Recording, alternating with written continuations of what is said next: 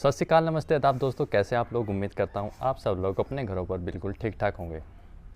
दोस्तों, आज हम बात करने वाले हैं कि अगर आप इंडिया में फ्रेशर हैं, यानी कि आपके पास इंडिया का हैवी ट्रक ड्राइविंग लाइसेंस है, फ्रेश है, तो आप सऊदी अरब जा सकते हैं। तो आज हम बात करने वाले हैं कि सऊदी अरब जाने पर सऊदी ड्राइवर जो नए लोग जाते हैं उनको क्या क्या ध्यान रखना चाहिए या क्या क्या परेशानियां आ सकती हैं और वो कैसे बच सकते हैं। आपको किस तरीके से एजेंट ढूंढना है और किस तरीके से काम करवाना है और कौन सी कंपनी में जाना है। बहुत सारे ऐसे लोग होंगे जिनको ये पता होगा, लेकिन मैं फिर भी ये बेसिक स्टेप से लेके चलूँगा ताकि जिन लोगों को नहीं पता उनको ये पता लग पाए।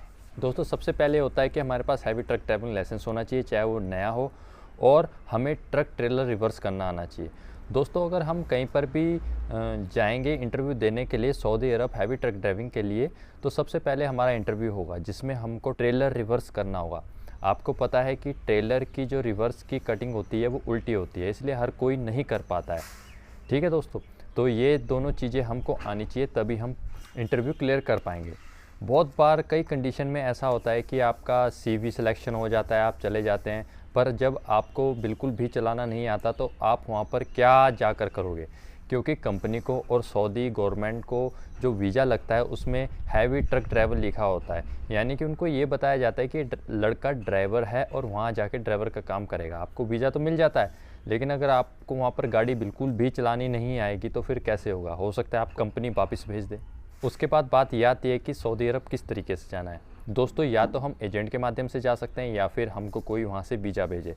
दोस्तों, अगर हमको वहाँ से कोई वीज़ा भी भेजता है तब भी हमें जो वीज़ा अपने पासपोर्ट के ऊपर जो स्टैंप है वो करवाना पड़ता है, जिसके लिए हमें एजेंट की मदद लेनी ही पड़ती है। तो 99% लोग जो है एजेंट के थ्रू ही जाते हैं। एजेंट कैसे ढूंढना है? देखो दोस्तों, आप किसी भी एजेंट के पास जाओगे, उसके पास वैकेंसी आई हुई होती है, चाहे वो अच्छी हो या बुरी, एजेंट का काम है भेजने का। वो जो भी वैकेंसी उसके पास आई हुई होगी उसको वो अच्छी ही बोलेगा। आपने करना क्या है कि कुछ टेलीग्राम ग्रुप ऐसे हैं, जैसे हमारा भी टेलीग्राम ग्रुप है, आपने ऐसे ग्रुप के साथ जुड़ना है। आपने एजेंट के पास जाना है, एक एजेंट के पास जाएं, 2 के पास जाएं, 3 के पास, 4 के पास जाएं, उन्हें अपना नंबर दे के आएँ, उनका व्हाट्सएप नंबर लेके आएँ। उनके पास जो भी वैकेंसी आती है उसके बारे में जानें कि कौन सी कंपनी आई है, और उसको आप जितने भी ऐसे टेलीग्राम ग्रुप या व्हाट्सएप ग्रुप आपने ज्वाइन किए हैं उनमें आप सेंड करते रहें। उसमें सेंड करने से होगा क्या, आप जैसे ही ग्रुप में ऐड सेंड करोगे और आप पूछोगे कि इस कंपनी के बारे में बताएं, तो हो सकता है कि 8-10 ऐड डालने के बाद आपको किसी एक या 2 कंपनी के बारे में पता लगे कि हाँ ये कंपनी अच्छी है, इसमें आप आ जाओ। ठीक है दोस्तों, अधिकतर लोग गलती क्या करते हैं, पहले पासपोर्ट दे देते हैं एजेंट को, एजेंट बोलता है ये कंपनी है, इसमें मैं पासपोर्ट आपका लगा रहा हूँ। फिर आप उस कंपनी के बारे में रिसर्च करते हैं, आपको उसकी कोई सही जानकारी नहीं मिलती तो आप फिर उदास हो जाते हैं, या फिर आप कहते हैं कि इस ग्रुप में इन्फॉर्मेशन नहीं मिलती। तो सबसे पहले जो भी एजेंट आपको कंपनी बता रहा है, 3-4 एजेंट के पास जब आप जाओगे वो आपको कंपनी बताएंगे, आप कंपनी के बारे में पूछो। हर हफ्ते उनके पास वैकेंसी आती है, आप पूछो, डालते रहो। पहली डालो, नहीं पता लगा छोड़ो, अगली वैकेंसी डालो, नहीं पता लगा छोड़ो, तीसरी डालो। आप जैसी 9-10 डालोगे, उसमें से जिस कंपनी के बारे में अच्छी रिपोर्ट हो तो आप उस एजेंट के पास जाके अपना काम करवा सकते हो। ठीक है दोस्तों, और दोस्तों हमेशा काम उस एजेंट के पास जाकर करवाएं जो ये बोले कि भाई एडवांस हम नहीं लेंगे, आप अपना पासपोर्ट जमा करो, आपका वीज़ा आएगा, वीज़ा चेक करो, जो बताया गया है वो सही हो, उसके बाद आप हमें पैसा देना। यानी ऑनलाइन चेक करके देखें हैवी ड्राइवर का वीज़ा है, आप देखें कंपनी जो बताई गई थी वही कंपनी है, उसके बाद जो है पेमेंट करें और अपनी टिकट पासपोर्ट लेके आप सऊदी अरब आ जाएं। ठीक है दोस्तों, तो उसके बाद बात आती है कि आपका वीज़ा लग जाता है, आपने पेमेंट कर दी, उसके बाद सामान ज़्यादा लाने की ज़रूरत नहीं है, सऊदी अरब में सब कुछ मिलता है, बस आप अपने कपड़े लत्ते लेके आएँ। कहने का मतलब ये है कि अगर इंडिया में सर्दी है तो आप सर्दी के कपड़े अपने साथ लेके आएँ, इसका मतलब यहाँ पे भी सर्दी है। जब इंडिया में गर्मी है तो सऊदी अरब में भी गर्मी है, तो गर्मी के कपड़े आप ला सकते हैं। दोस्तों, अब बात करते हैं कि जब सऊदी अरब में नया ट्रक ड्राइवर आता है तो उसको क्या क्या ध्यान रखना चाहिए या उसको क्या क्या परेशानियाँ आ सकती हैं।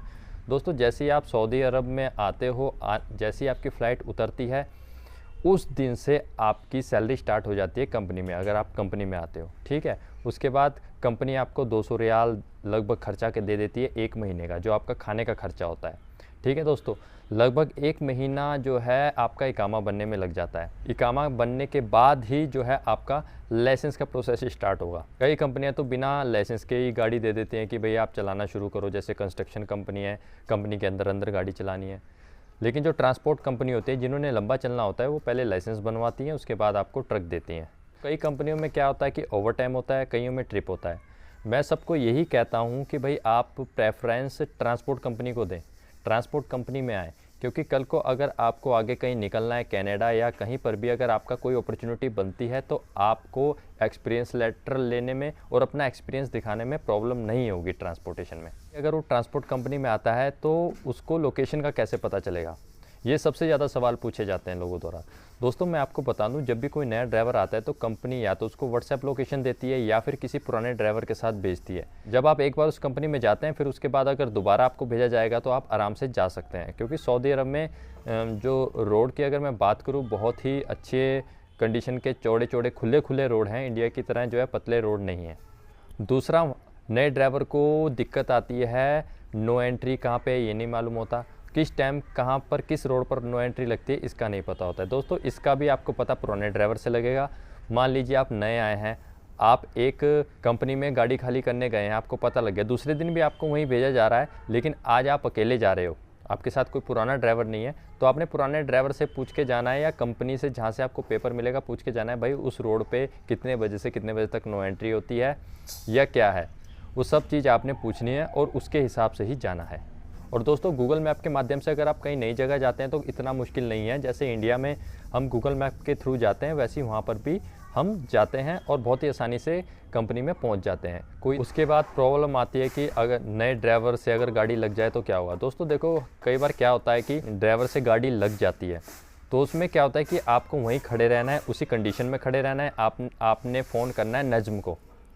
सऊदी अरब में एक ऐसा अदारा है जिसे नज्म बोलते हैं, वो आता है, वो भी एक पुलिस होती है, वो आके आपको देखती है कि किसकी कितनी गलती है, क्या है, आपका आपस में समझौता करवाती है और आपको बाकायदा एक स्लिप देती है जिसमें सब कुछ लिखा होता है कि ये आदमी इधर से आ रहा था, ये आदमी इधर से जा रहा था, इसने इधर की तरफ स्टीयरिंग काटा तो गाड़ी लग गई, किसकी कितने % गलती है वो सब कुछ लिख के देता है और उसके हिसाब से ही जो है इंश्योरेंस मिलता है गाड़ी को। ठीक है दोस्तों, तो घबराने की ज़रूरत नहीं है, अगर हल्की फुल्की गाड़ी लग जाए तो कोई दिक्कत की बात नहीं है, वैसे तो आपने संभाल कर ही गाड़ी चलानी है। तो अब इसमें दो कंडीशन है, कई बार क्या होता है कि 100% गलती आपकी है और आपकी गाड़ी का भी नुकसान हो गया है, तो ये डिपेंड करता है कंपनी के ऊपर कि वो आपकी सैलरी में से पैसे काटे ना काटे, क्योंकि अगर नुकसान ज़्यादा हुआ है तो हो सकता है कि आपकी कंपनी आपकी सैलरी में से पैसे काट ले। ठीक है दोस्तों, तो ध्यान से गाड़ी चलानी है। उसके बाद आता है चालान की बात। दोस्तों सऊदी अरब में चालान बहुत मोटे मोटे हैं। मैं आपको पहले ही बता दूं कि चालान से आपने बच के चलना है, जैसे नो एंट्री का चालान, रेड लाइट आपने क्रॉस नहीं करनी है, नो एंट्री में आपने नहीं जाना है, तो ये सब चीज़ें आपने ध्यान देनी है। ठीक है, उसके बाद अगर आपकी गाड़ी का कोई कागज़ नहीं है तब चालान आता है तो वो कंपनी देगी। अगर आपकी गलती से चालान आएगा, जैसे आपने नो एंट्री में घुसा दी या फिर आपने रेड लाइट क्रॉस कर दी, तो जितना भी चालान आएगा वो आपको ही देना होगा, जो कि 1000 रियाल से 3000 रियाल तक आता है और कई बार 6000 रियाल तक भी आ जाता है। तो अगर आपका मान लीजिए किसी का चालान आता है 3000 4000 रियाल, तो आपकी सैलरी में से 500 रियाल या 200 रियाल या 1000 रियाल करके काट लिया जाएगा कंपनी द्वारा।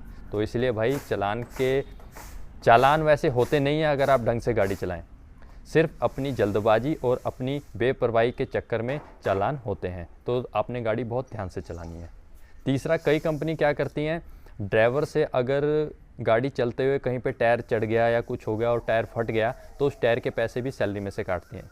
हर एक कंपनी ऐसी नहीं है, लेकिन कुछ कंपनियां काटती हैं, क्योंकि आज की डेट में जो है इतनी स्वतंत्रता मिल गई है काम करने वाले को, तो कंपनी अपने ऊपर ज़्यादा जिम्मेदारी नहीं लेती है। अब कंपनियां ये कहेंगे कि भाई आप पता नहीं मेरे पास 1 साल 2 साल काम करोगे कि नहीं करोगे, आप कंपनी बदल लोगे, कफाला सिस्टम ख़त्म हो गया है, तो कंपनियां भी ज़्यादा जिम्मेदारी नहीं ले रही हैं। आपके द्वारा कोई भी नुकसान हो रहा है तो आपकी सैलरी में से काटा जा रहा है। अब कंपनियां ये कह रही हैं कि लाइसेंस भी आपको खुद बनवाना होगा, पर ऐसा नहीं है कि हर एक कंपनी ऐसा कहती है। कुछ ऐसी कंपनियां, अच्छी कंपनियां हैं जो लाइसेंस बनवा के दे रही हैं, लेकिन आप अपने माइंड में यही मेकअप करके आएँ, चाहे एजेंट आपको कितना भी बोले कि कंपनी लाइसेंस बना के देगी, आप अपने माइंड में ये मेकअप कर लें कि भाई लाइसेंस खुद से ही बनाना होगा।